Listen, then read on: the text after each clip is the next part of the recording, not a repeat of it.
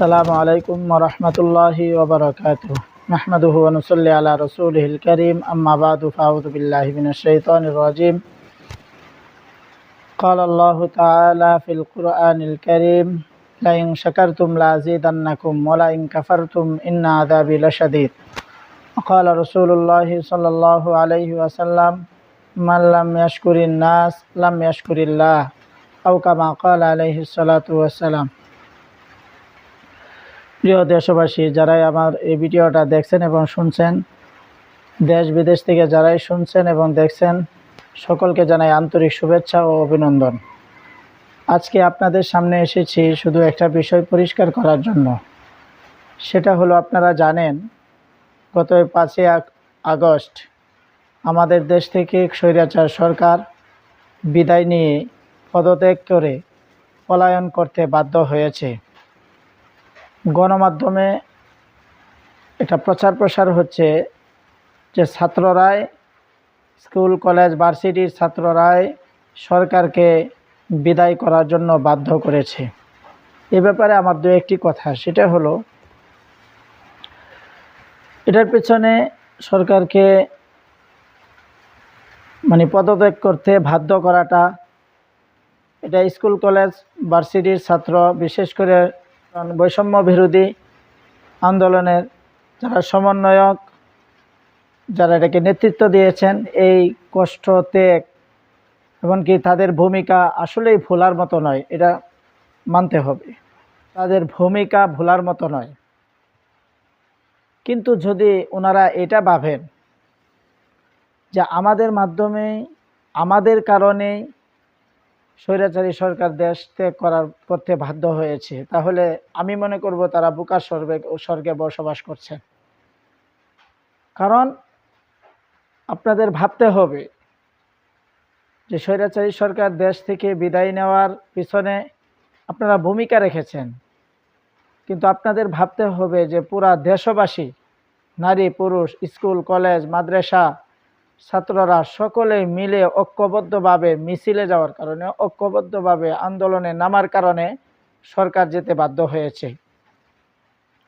Number 2, স্বৈরাচারী সরকার দেশ থেকে পলায়ন করার ক্ষমতা ছেড়ে পদত্যাগ করে পলায়ন করার অন্যতম কারণ হলো আমাদের বুজুর্গরা।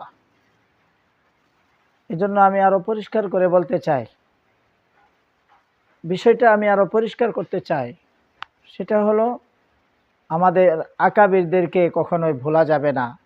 এই ক্ষেত্রে ওনাদের ভূমিকা ছিল অগ্রগামী। আমরা দেখেছি আল্লামা আজিজুল হক রহমতুল্লাহ আলাই, এমনকি আহমদ শফি রহমতুল্লাহ আলাই, জুনায়েদ বাবুনগরী রহমতুল্লাহ আলাই, এমনকি নূর হোসেন কাসিমি রহমতুল্লাহ আলাই সহ আমাদের উলামায়ে কেরামগণ এই স্বৈরাচারী সরকারের বিরুদ্ধে সবসময় বিরুদ্ধাচরণ করে আসছিলেন, তাদের বিরুদ্ধে দোয়াও করে আসছিলেন। বিশেষ করে মুফতি ফজলুল হক আমিনী রহমতুল্লাহ আলাই, তিনি সবসময় এই সরকারের বিরুদ্ধাচরণ, সরকারের ভুলগুলো ধরে দেওয়ার চেষ্টা করেছেন। এমনকি তিনি আমাদেরকে বুখারী শরীফ পড়াইতেন। প্রত্যেকটা বুখারী শরীফের দর্স দেওয়ার পর তিনি মুনাজাত করতেন। সেই মুনাজাতের মধ্যে সর্বপ্রথম বাক্যটা বলতেন, হে আল্লাহ, এই জালেম সরকারের পতন ঘটাইয়া দাও এবং ইসলামী সরকার আমাদের দেশে কায়েম করে দাও। এই কথাগুলো তিনি সবসময় সর্বদাই বলতেন। তাই আমি মনে করি আমাদের বুজুর্গদের দোয়া কখনোই বৃথা যায় নাই।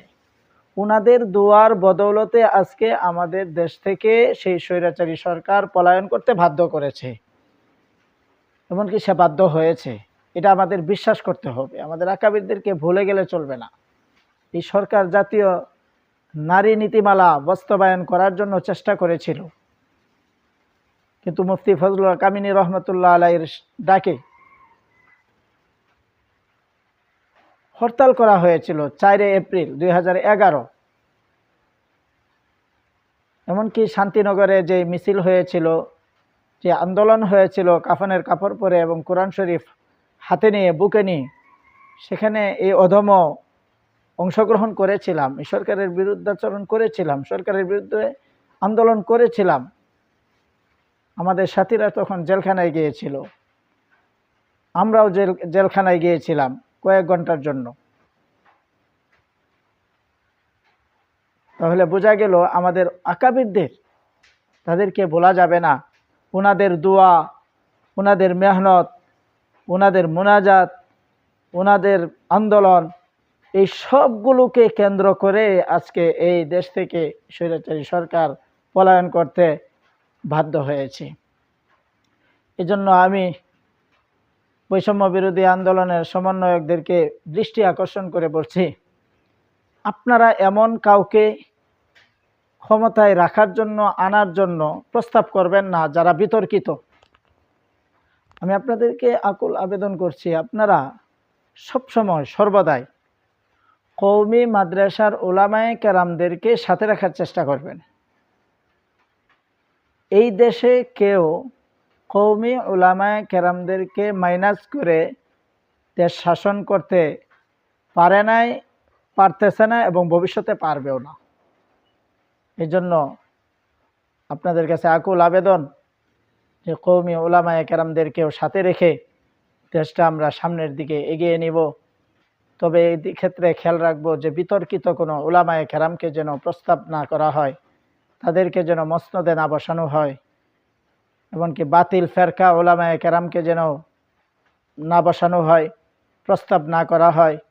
আরেকটা সবচেয়ে বড় লক্ষণীয় বিষয় হলো যে কোনো দরবারি আলেমকে যেন প্রস্তাব করা না হয়, কোনো দরবারি আলেমকে যেন কোনো কাজে এবং সরকারি কোনো পদে নিয়োগ দেওয়া না হয় এবং প্রস্তাবনা না করা হয়।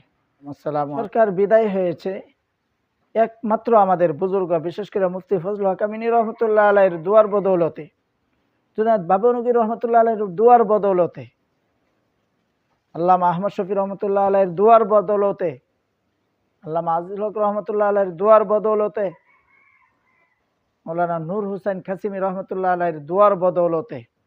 এটা হলো আমাদের মেইন আকীদা এবং বিশ্বাস, এবং এটার উপরে আস্থা সকলের রাখা দরকার। এই দেশবাসীর, এই বাংলাদেশের প্রত্যেকটা নাগরিক এই বিষয়গুলো লক্ষ্য রাখা দরকার যে আমাদের উলামায়ে কেরামদের উপর অত্যাচার করার কারণে, উলামায়ে কেরামরা যে রক্ত জড়াইয়েছেন, উলামায়ে কেরামগণ যে পানির অশ্রু জড়ায়, যে চোখের অশ্রু জড়াইয়েছেন, এটার বদৌলতে আল্লাহ তাআলা এই উনাদের মাধ্যমে, স্কুল কলেজ ভার্সিটি উনাদের আন্দোলনের মাধ্যমে সবাইকে ঐক্যবদ্ধ হয়ে সেই সরকারকে এই দেশ থেকে বিতাড়িত করার জন্য বাধ্য করেছে। কিন্তু মূল কারণ হলো, মূল উদ্দেশ্য হলো, একমাত্র কারণ হলো যে আমাদের বুজুর্গানে কেরাম তাদের মুনাজাত, অশ্রুসিক্ত সেই মুনাজাত এবং দোয়ার কারণেই আজকে এই স্বৈরাচারী সরকার দেশ ত্যাগ করতে বাধ্য হয়েছে।